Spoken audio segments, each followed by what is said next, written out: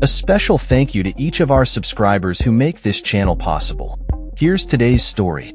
In a controversial move that has sparked widespread debate and protests, Iowa Governor Kim Reynolds has signed a bill into law that removes gender identity protections from the state's Civil Rights Code. This significant legislation, which is set to take effect on July 1st, positions Iowa to become the first state in the nation to eliminate such protections for transgender and gender nonconforming individuals. The passage of Senate File 418 through both chambers of Iowa's legislature was marked by heated discussions and considerable public outcry, particularly from advocacy groups fighting for LGBTQ rights. The bill passed the state Senate along party lines, reflecting the deep divisions on this issue within the state government. In the House, 5 Republicans joined their Democratic colleagues in opposing the bill, highlighting a rare moment of bipartisan dissent in an otherwise partisan debate. Governor Reynolds framed the legislation as a means to safeguard the rights of women and girls, emphasizing the importance of defining sex based on a person's anatomy at birth. She stated in a video message, "Today, I'm signing into law a bill that safeguards the rights of women and girls." It's common sense to acknowledge the obvious biological differences between men and women. This perspective, however, has been met with fierce criticism from opponents who argue that the law will enable discrimination against transgender individuals in various aspects of life, including employment, housing, and healthcare. The bill's introduction was reportedly influenced by a recent lawsuit concerning Iowa's anti-trans bathroom bill, which cited gender identity as a protected class under the state's Civil Rights Code. State Senator Jason Schultz, a Republican who sponsored the measure, acknowledged that he had not considered the statistics on discrimination against transgender people when questioned during the debates.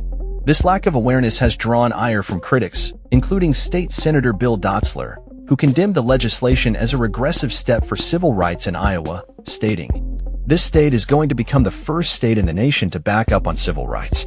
You get to carry that honor with you as long as you live."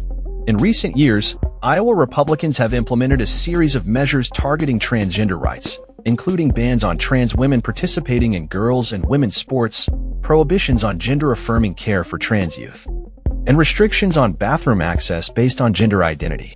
These legislative actions reflect a broader national trend among Republican-led states to impose restrictions on transgender rights, often mirroring policies enacted during the Trump administration.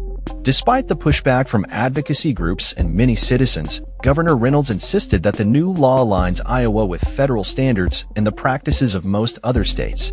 She claimed that the law does not strip any existing rights but rather clarifies the definition of sex within the Civil Rights Code.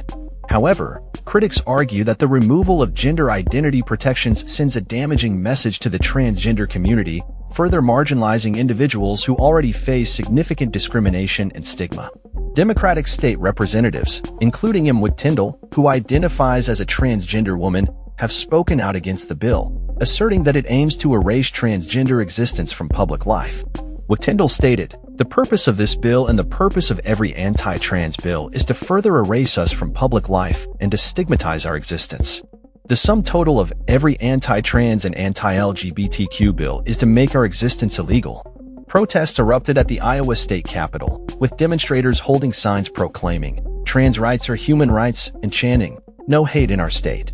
Keenan Crow, Director of Policy and Advocacy for the LGBTQ advocacy group One Iowa, expressed concern over the law's implications and announced plans for potential legal action to challenge its enforcement.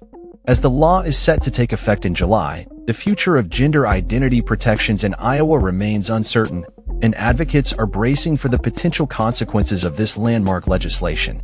The removal of gender identity protections in Iowa represents a significant shift in the landscape of civil rights for transgender individuals and raises questions about the broader implications for LGBTQ rights across the United States. As more states consider similar measures, the ongoing battle for equality and recognition for transgender individuals continues to unfold, highlighting the urgent need for advocacy and support within the community.